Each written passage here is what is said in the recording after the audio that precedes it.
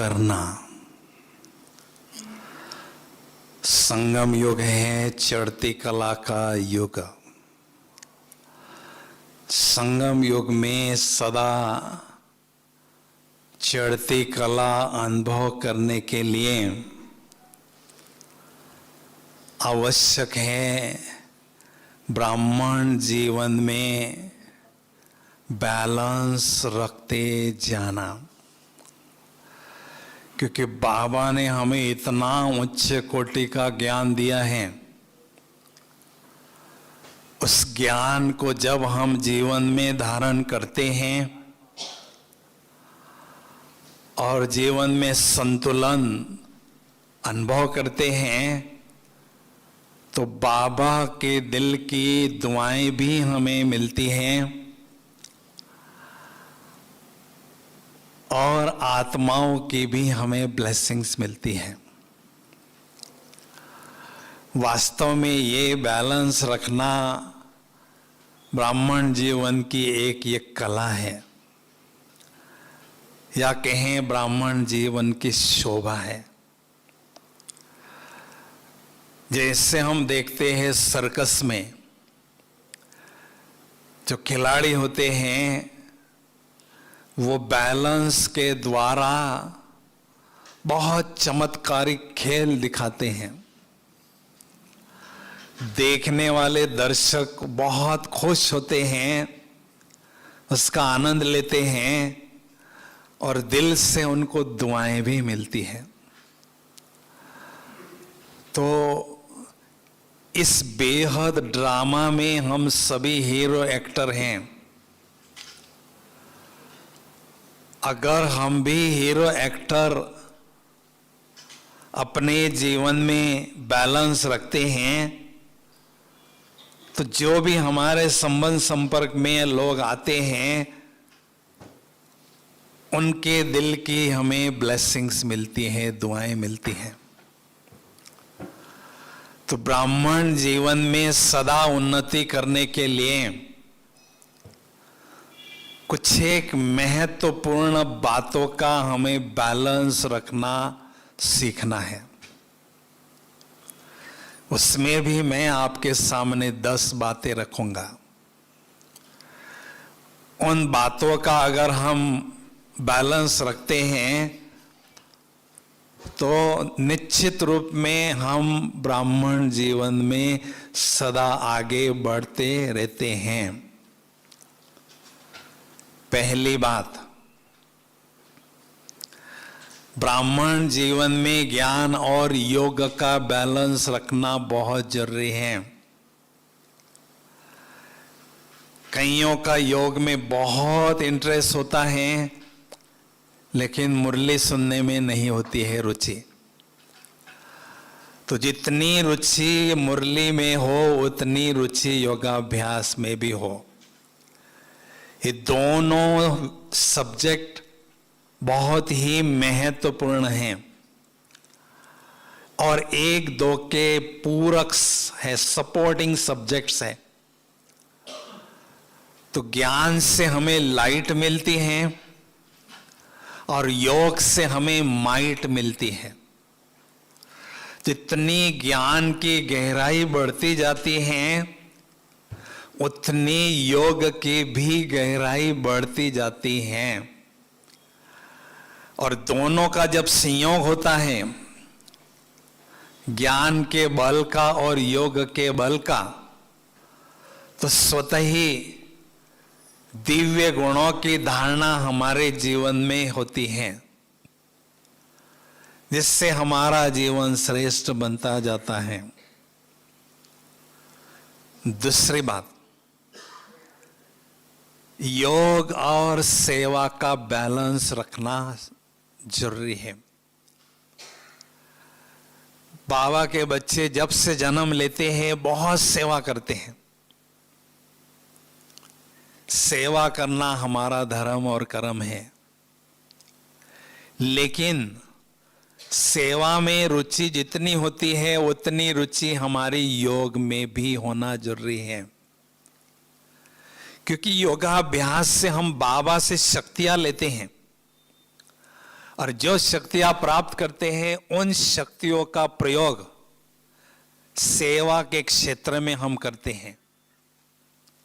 तो एक तरफ शक्तियां प्राप्त करते रहें और दूसरे तरफ उन शक्तियों को यूज करते रहें।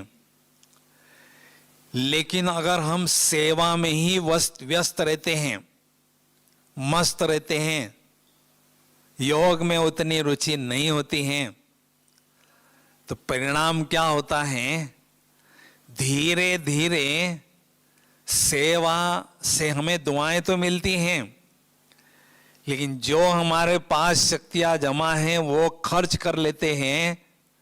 उसके बाद फिर सेवा में हमारी रुचि कम होती है और धीरे धीरे हम बाबा से दूर चले जाते हैं। दीदी हमें पहुंचती भी नहीं है, दीदी हमें टोली भी नहीं खिलाती है, इतनी हम सेवा करते हैं, मुझे नहीं सेवा करना है। तो धीरे धीरे उनकी सेवा में रुचि कम होती है।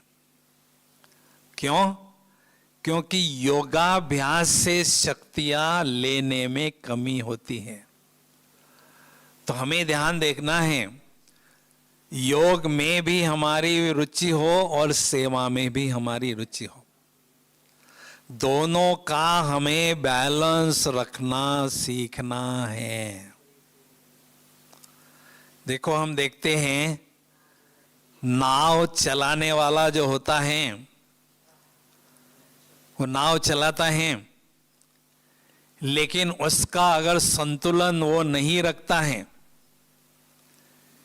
एक तरफ थोड़ा वजन जास्ती होता है, दूसरे तरफ कम होता है, तो नाव डूबने की संभावना होती है। उसमें खिवैया भी डूब सकता है, दुर्घटना हो सकती है। तो इसलिए हमें बैलेंस रखना सीखना है। तीसरी बात, ब्राह्मण जीवन में गंभीरता का और रमणीकता का बैलेंस हमें सीखना है। संगठन में हम रहते हैं, जहां आवश्यकता है वहां हमें गंभीर भी रहना है और जहां आवश्यकता है वहां हमें रमणीक भी रहना है। बहुत रमणीक भी ना हो और बहुत गंभीर भी ना रहे। अब पिकनिक वगैरह चल रही है, उस समय हम एकदम गंभीर होके बैठे हैं शांति में, तो लोग कहेंगे पता नहीं इसको क्या हो गया। सब लोग हंसी मजाक कर रहे हैं, सब खेल पाल कर रहे हैं, ये बैठ गया ऐसे गूंगा बन के। या फिर शांति में योग में बैठे हैं, कोई चंचलता करता है, रमणीकता करता है, वो भी शोभा नहीं देता है। तो रमणीकता का और गंभीरता का हमें संतुलन रखना है और आगे बढ़ते जाना है। चौथी बात, साधन और साधना का बैलेंस रखना है। बाबा के पास जब हम आते हैं, साधना हम करते हैं, साधना के द्वारा हमें साधन मिलते हैं, साधनों की उपलब्धि हमें अनुभव होती है, लेकिन साधनों के प्रयोग में ही हमें नहीं फंसना है, उसका प्रयोग जरूर करना है। और साधनों का प्रयोग करते करते सेवा को बढ़ाना है और साधना को भी बढ़ाना है। साधना का आधार हमारे साधन न हो, तो जितनी रुचि साधनों का प्रयोग करने में हो, उतनी रुचि हमारी साधना में भी हो। जब हमारी दादियाँ यज्ञ में आई, उस समय साधन नहीं थे इतने, उन्होंने बहुत साधना को बढ़ाया, लेकिन जैसे जैसे साधन आते गए यज्ञ में, तो उन्होंने साधना का साधनों के साथ संतुलन रखा, बैलेंस रखा, तब वो आगे बढ़ती गई। पांचवी बात है, न्यारा और प्यारा रहने का बैलेंस रखें। न्यारे भी रहें और प्यारे भी रहें। इतना भी प्यारे न रहें जो हम लगाव झुकाव में आ जाएं, कोई ऐसी समस्या बन जाए, फैमिलियरिटी में आ जाएं। इतना भी हमें प्यारा नहीं बनना है और इतना भी न्यारा नहीं बनना है, एकदम संगठन से दूर रहना है, अकेले रहना है। क्योंकि जब हम बहुत न्यारा रहते हैं तो क्या होता है, क्या संभावना होती है? माया सबसे पहले हमें थोड़ा न्यारा करती है, अकेला करती है, फिर वार करती है।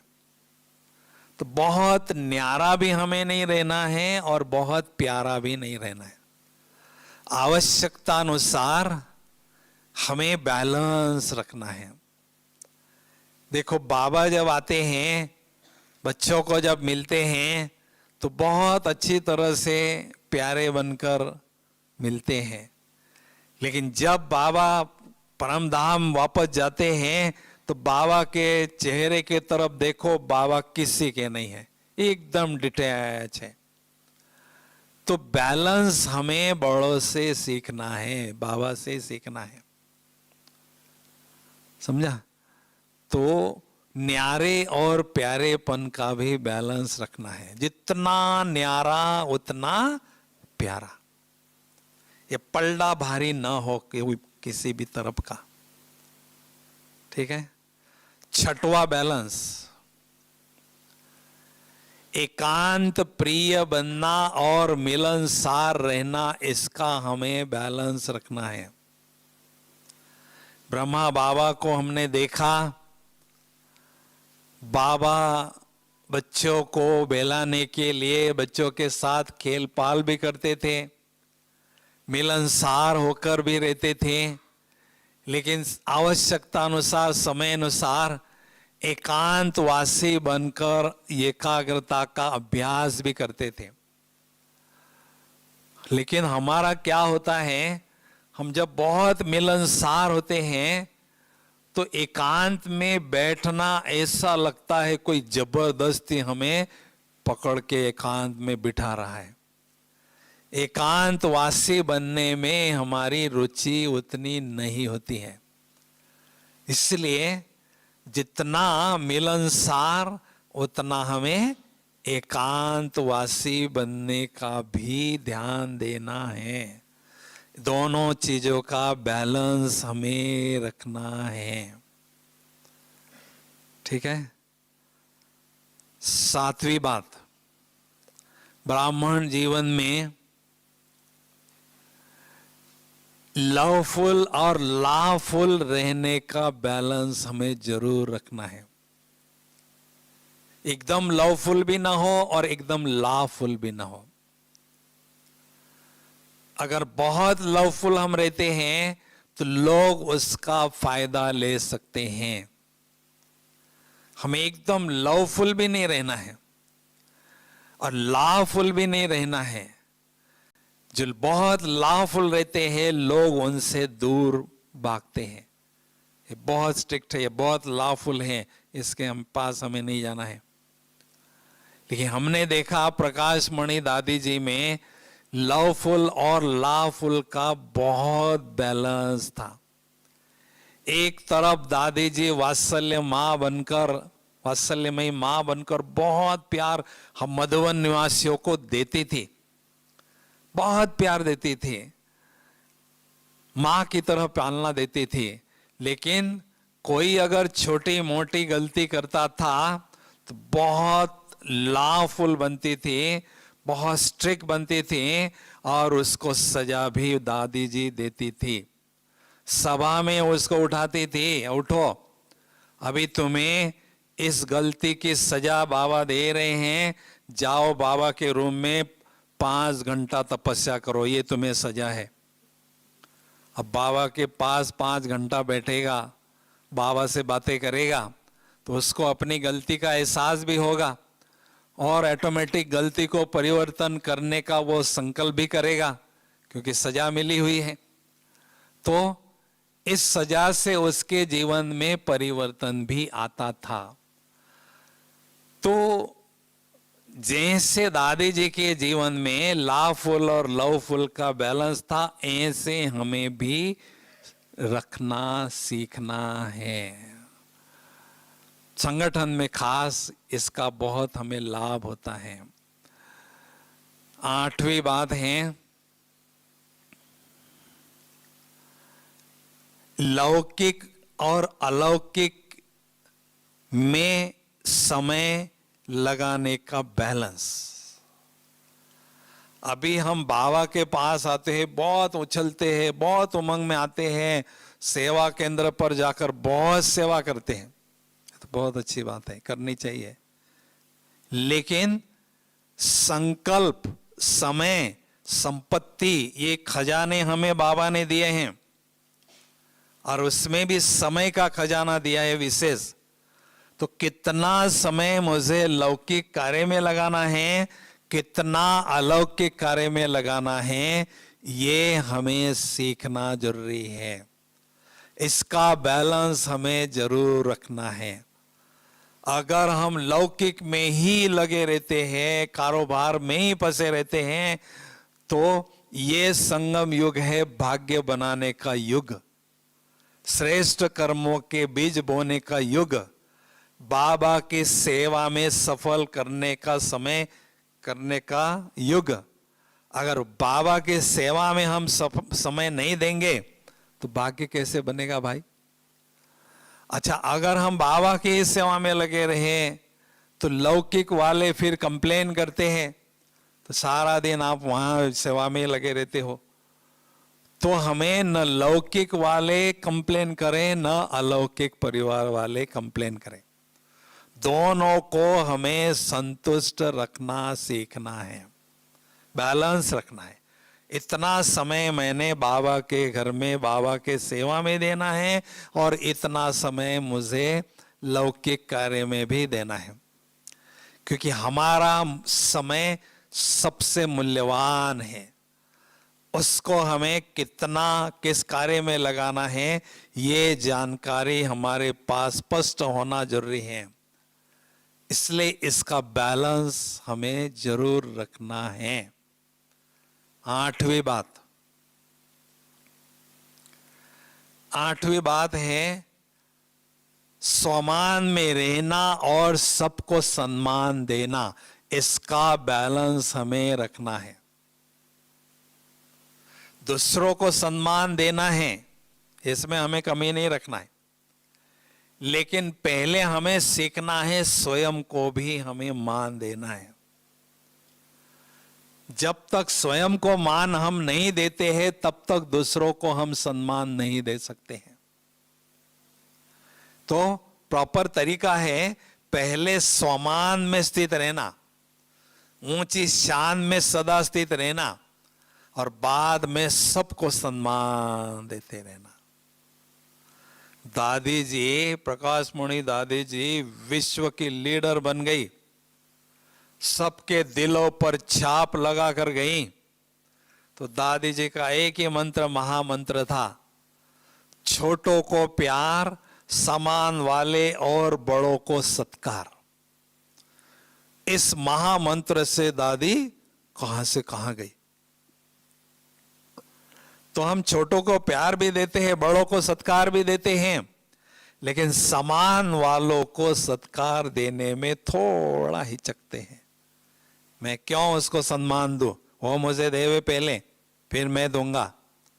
लेकिन बड़े व्यक्ति का दिल बड़ा होता है, वो बड़े दिल से सबको सम्मान देता रहता है, और ऑटोमेटिक सभी उसको सम्मान देते रहते हैं। एक स्लोगन हमें बोलना नहीं है, जो देगा मान वही बनेगा महान। क्या बोला? जो देगा मान वही बनेगा महान। जो सबको मान देता है, सबके दिल जीतता है, सबकी दुआएं लेता है, वो आगे बढ़ता है। मान देने वाला माननीय बनता है।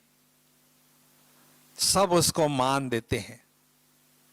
तो इसलिए हमें सबको मान भी देना है, लेकिन सम्मान में भी रहना है।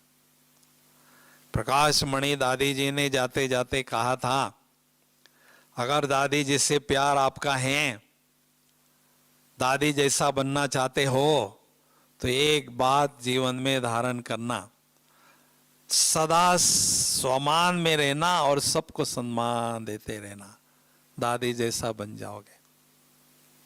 सम्मान में भी हमें रहना है, क्योंकि हम बहुत रॉयल आत्माएं हैं।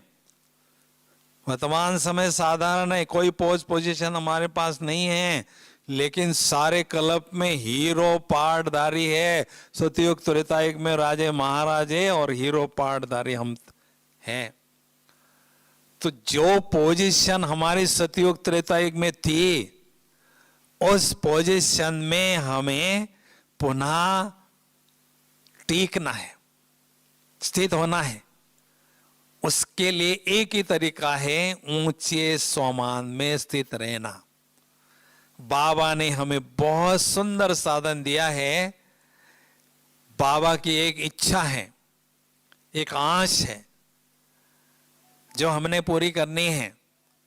तो बाबा कहते हैं, हर एक आत्मा रूपी बच्चा मैं राजा बच्चे के रूप में देखना चाहता हूं। हर एक आत्मा रूपी बच्चे को राजा बच्चे के रूप में देखना चाहता हूं। राजा सिंहासन पर बैठता है, राजा शासन करता है, ताजधारी होता है।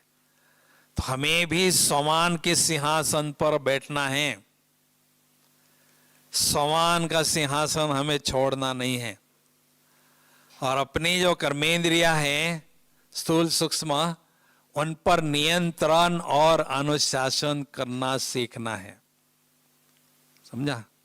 तो इसलिए हमें सदा सम्मानधारी होकर रहना है। धारी अर्थात धारण करना। सम्मान का टाइटल कोई भी हो जो आपको अच्छा लगता है, उसको हमें स्वरूप में लाना है, उसको जीवन का अभिन्न अंग बनाना है।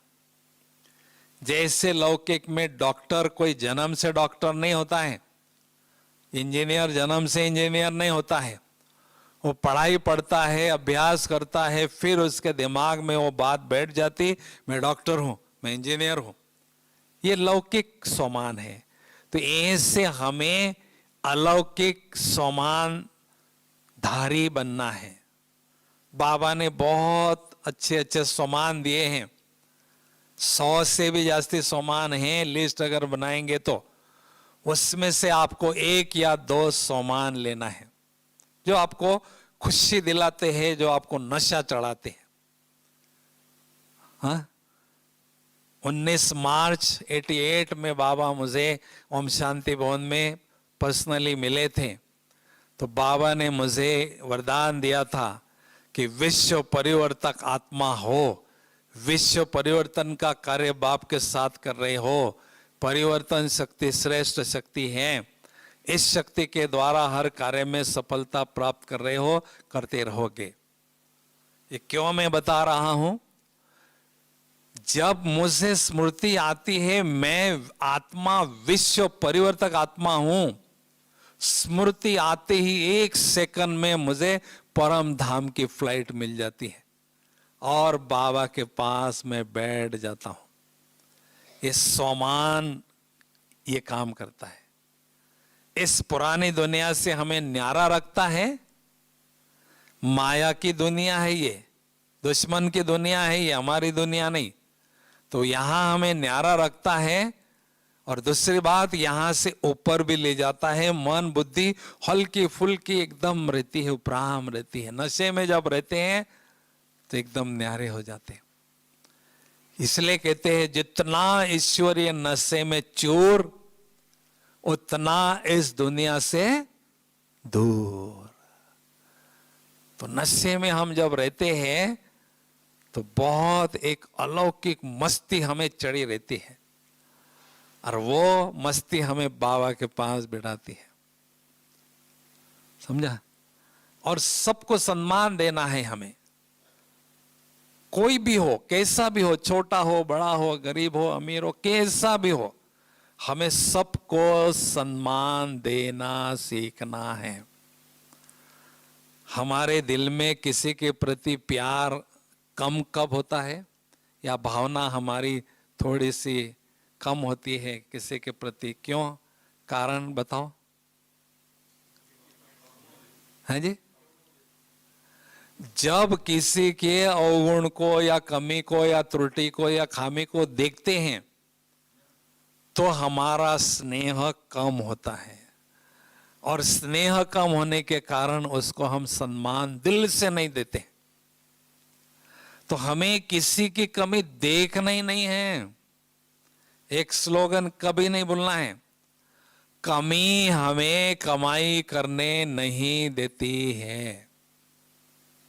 किसी की भी कमी, खुद की कमी होगी तो वो पुरुषार्थ में बाधा डालेगी, आगे बढ़ने नहीं देगी। दूसरे की कमी देखेंगे तो उसका चिंतन चलेगा, बाबा की याद नहीं होगी। तो कमी हमें कमाई करने नहीं देती है। इसलिए हमें चश्मा लगाना है, पॉजिटिविटी देखने का, अच्छाई देखने का, गुणों को देखने का चश्मा लगाना है, और सबकी विशेषताएं देखना है, और सबको सम्मान देना है। ठीक है? 10वीं बात, जोश में और होश में रहने का बैलेंस रखना है। जोश में भी रहें, उमंग उत्साह से भरपूर रहें। अच्छे पुरुषार्थ की निशानी है सदा उमंग उत्साह से भरपूर रहना।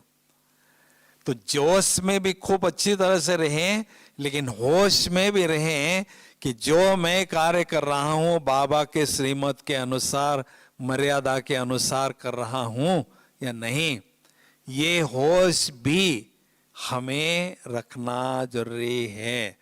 तो जोश और होश का हम बैलेंस रखते हैं तो बहुत अच्छी तरह से इस ज्ञान मार्ग में हम आगे ही आगे बढ़ते जाते हैं।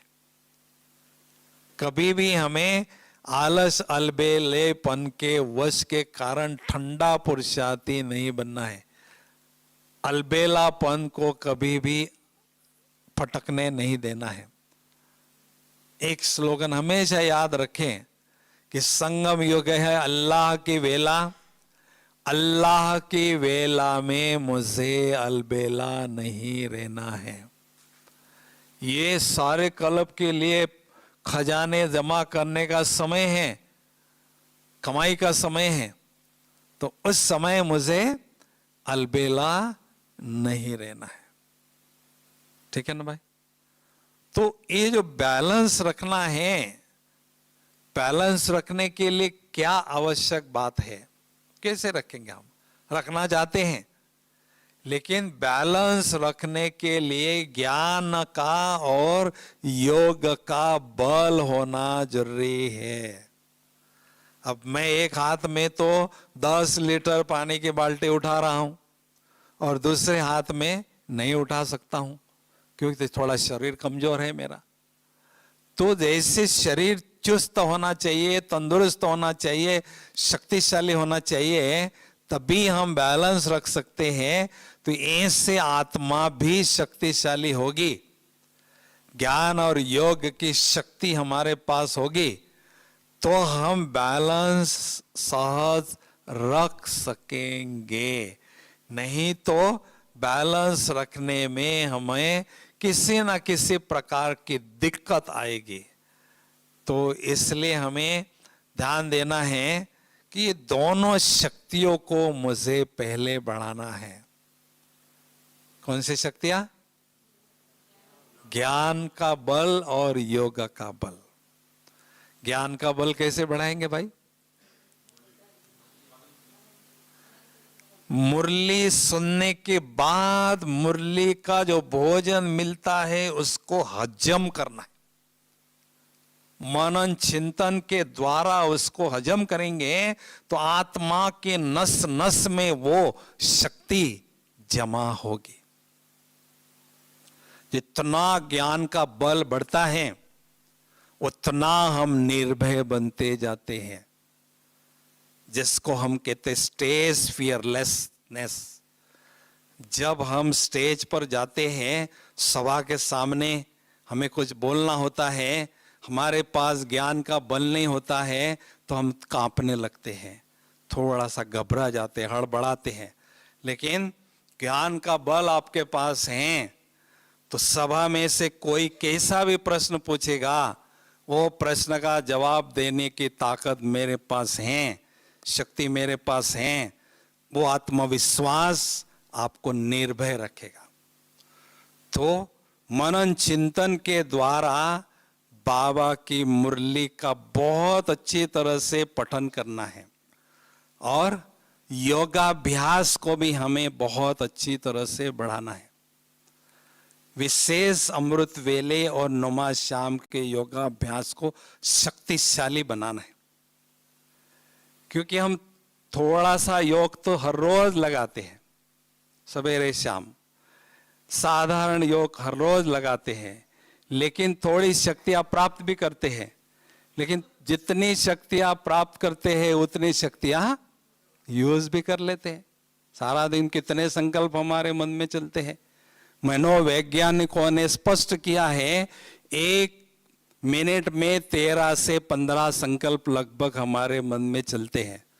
24 घंटे में हजारों संकल्प चलते हैं। कितनी ऊर्जा आत्मा की खर्च होती है।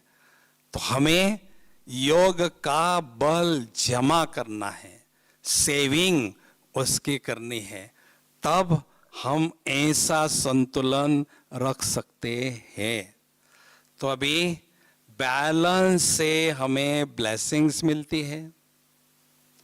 जितनी ब्लेसिंग्स मिलती है उतना हम कैसे रहते हैं, ब्लिसफुल रहते हैं।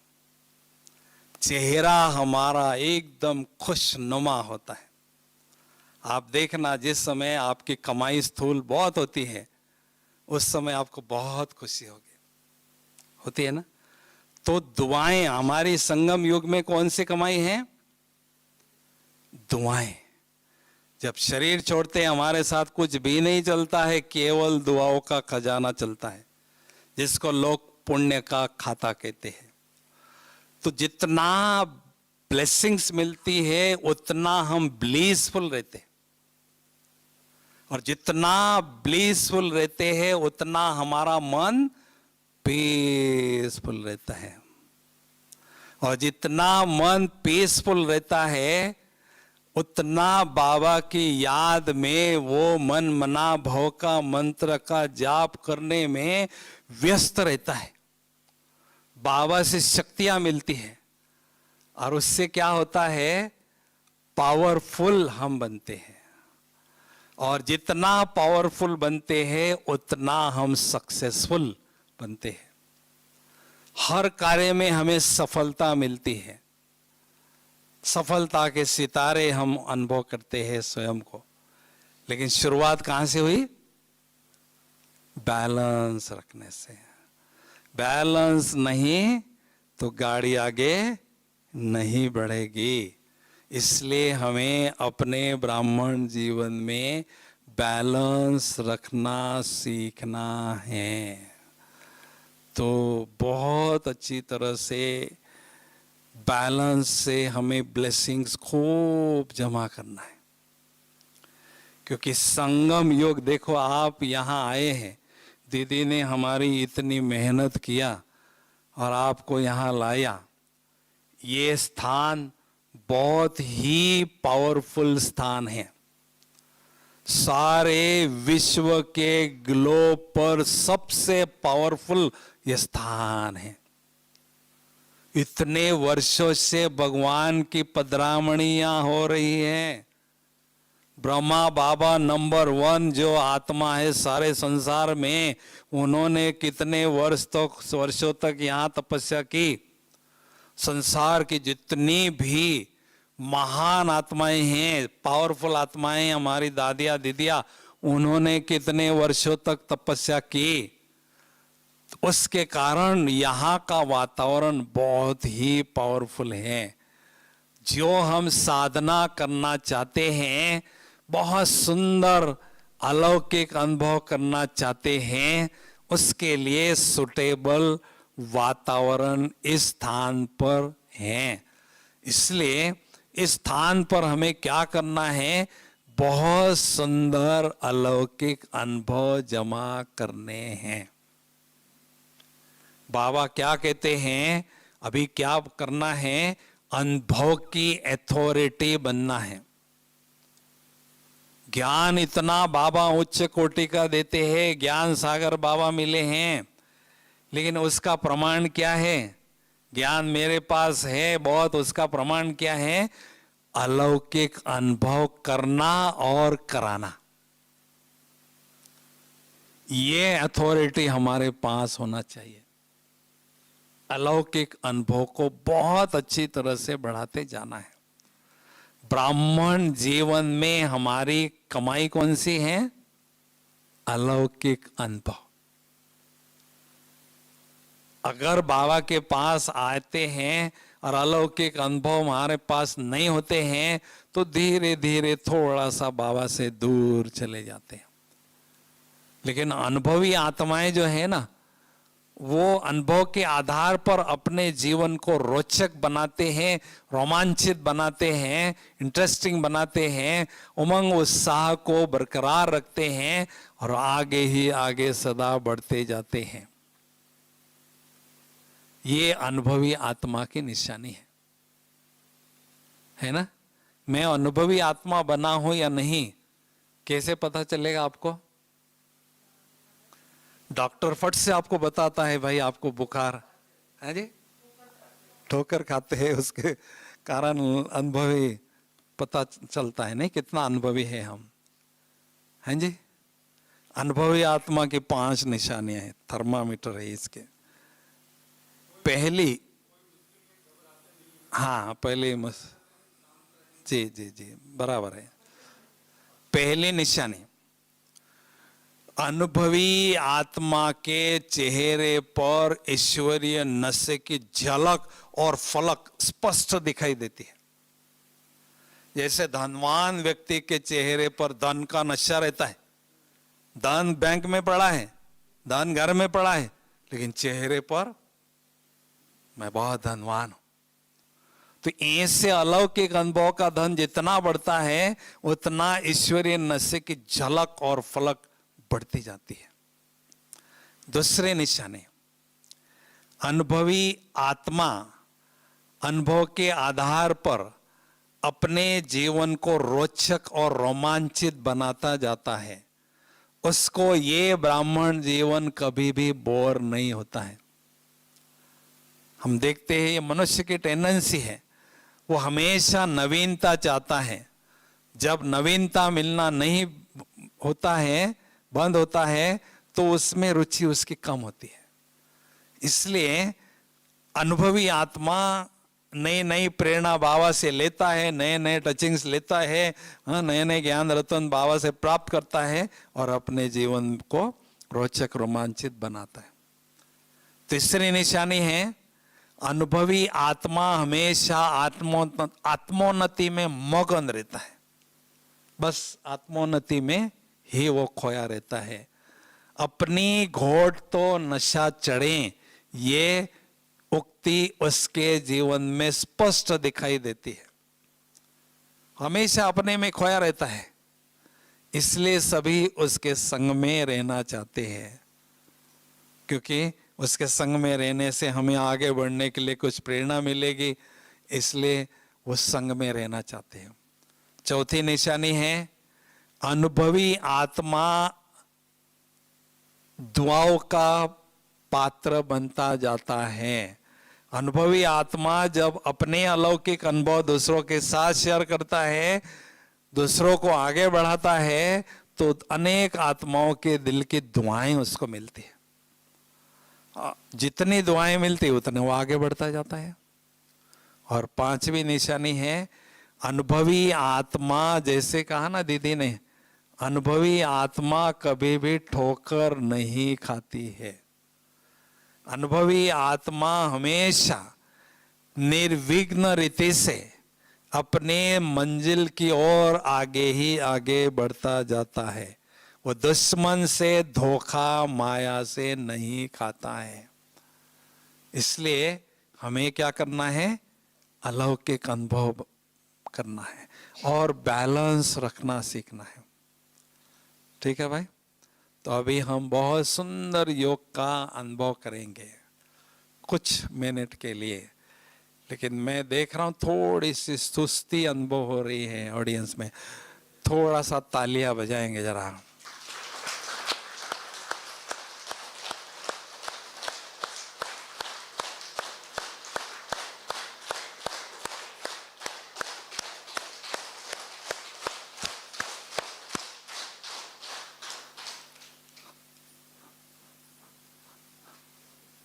खुद को शाबाश की दो जरा। कोई दे ना दे, खुद तो दे सकते हैं ना। शाबाश, बाबा तो शाबाश ही देते हैं।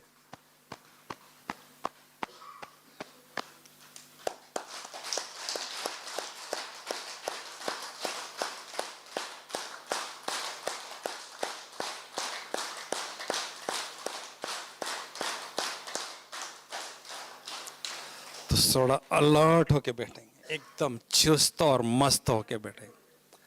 हाँ, खड़े हो जाओ, दीदी कहती खड़े हो जाओ। थोड़ा सा, थोड़ा ऐसे इधर उधर घूमो।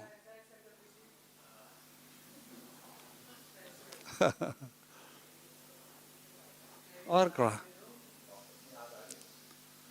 हाँ, ठीक है ना? चलो, थैंक यू, थैंक यू। बैठिए। ये मास्क थोड़ा सा निकाल दो ना थोड़े समय के लिए। क्या थोड़ा समय के लिए? क्या बंधन लगता है थोड़ा? यहाँ कुछ नहीं होगा, कुछ नहीं होने वाला यहाँ। 10 मिनट के बाद फिर लगा देना।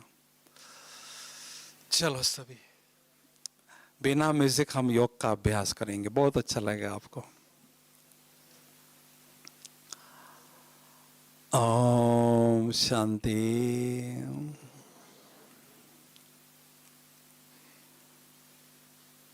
इस शरीर रूपी चैतन्य महल में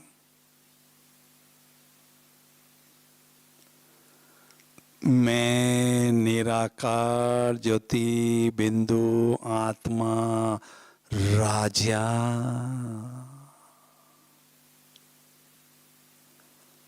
भ्रुकुटी के मध्य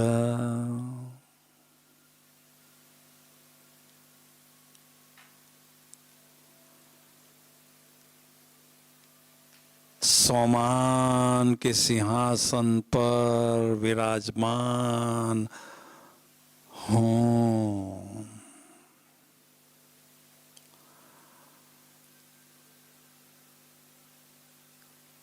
मैं आत्मा राजा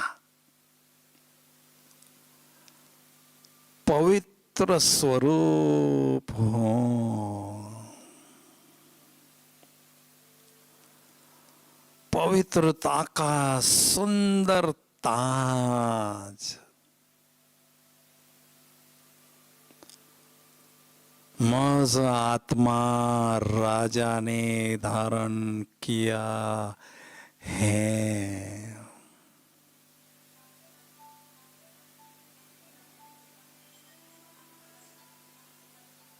मैं आत्मा राजा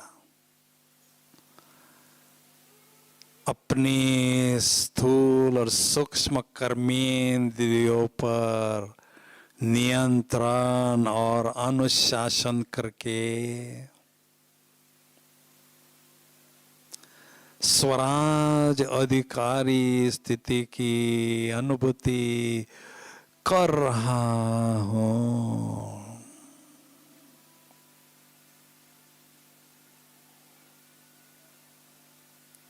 भगवान ने मुझे राजाई लौटा दी है।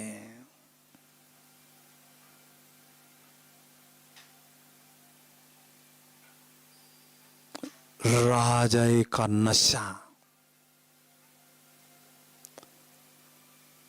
मेरे चेहरे पर स्पष्ट अनुभव हो रहा है।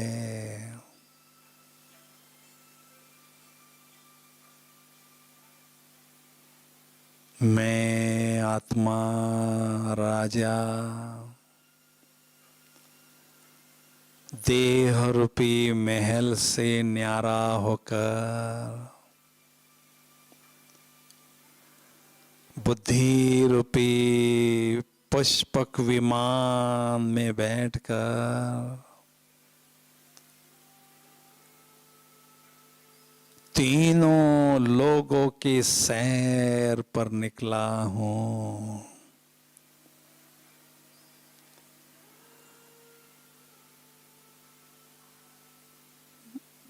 इस विश्व के गोले से पार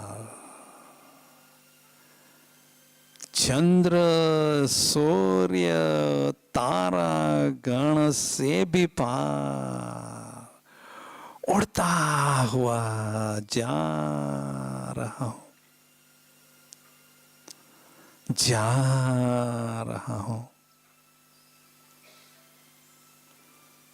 ओहो, फरिश्तों की दुनिया में पहुंच गया हूं, जहां चारों ओर सफेद ही सफेद दिव्य प्रकाश ही प्रकाश है। मौज आत्मा राजा ने बहुत सुंदर दिव्य प्रकाश पुंज की फरिश्ता स्वरूप की चमकीली ड्रेस धारण कर ली है।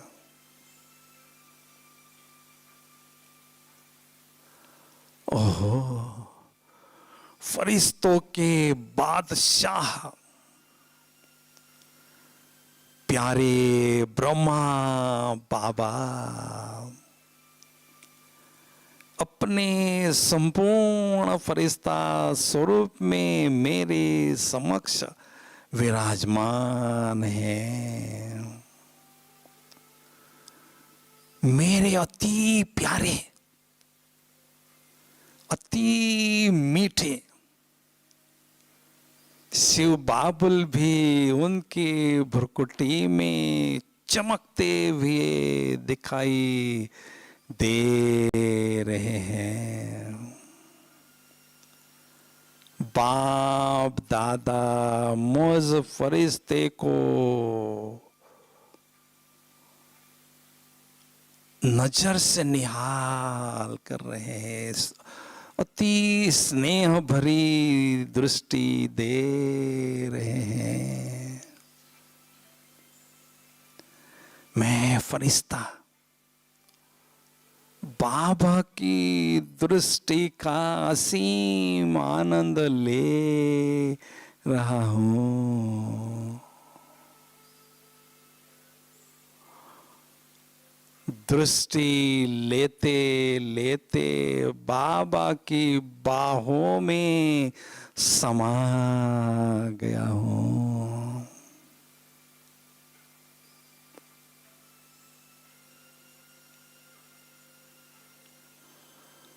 परम सुख की अनुभूति हो रही है।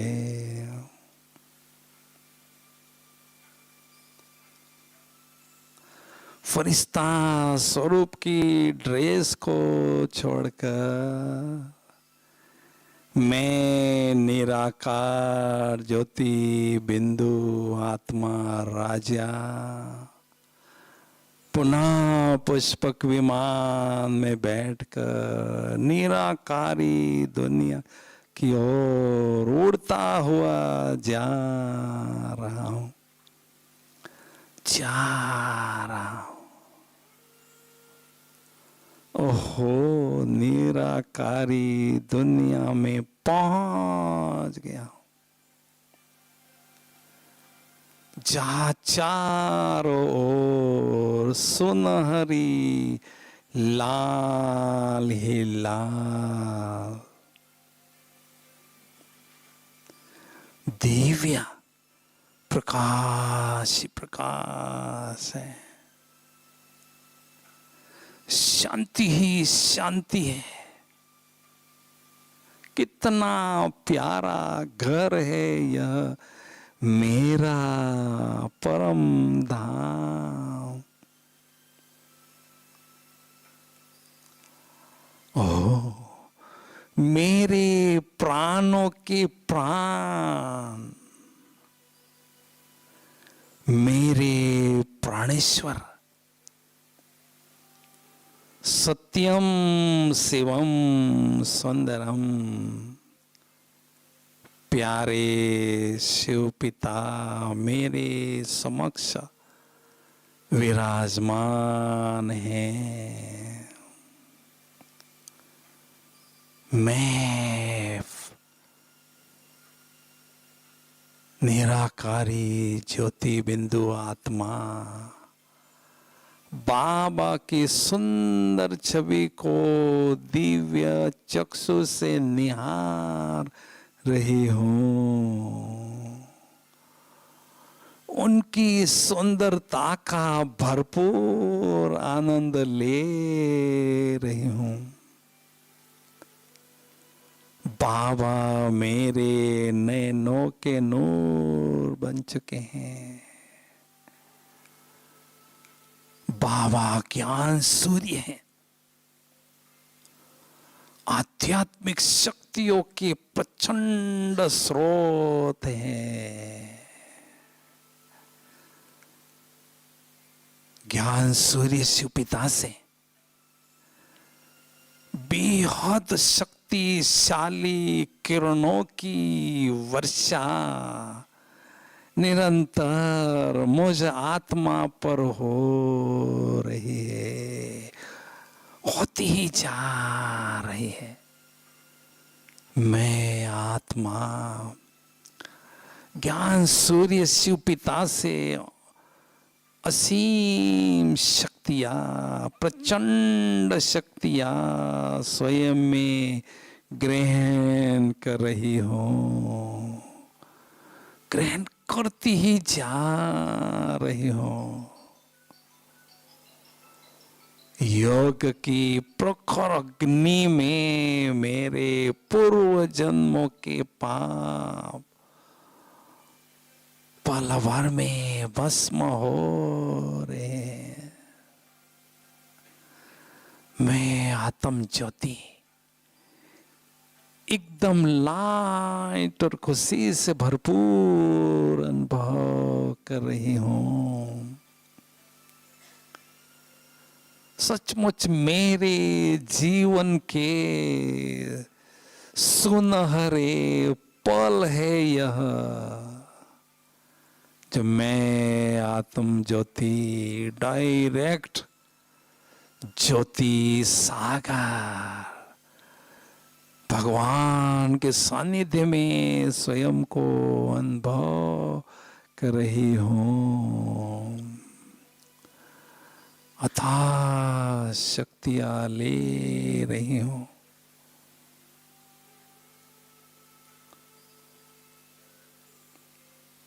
शक्तियों से भरपूर आत्मा निराकारी दुनिया से वापिस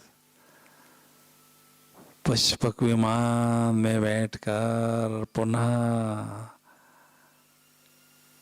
साकारी दुनिया की ओर वापिस आ रही हूँ, आ रही हूँ। और इस शरीर रूपी महल में मैं आत्मा राजा सोमान के सिंहासन पर विराजमान हो चुका हूँ। मुझ शक्तिशाली आत्मा राजा से शक्तिशाली किरणें चारों ओर फैल रही है, फैलती ही जा रही है। ओम शांति शांति शांति।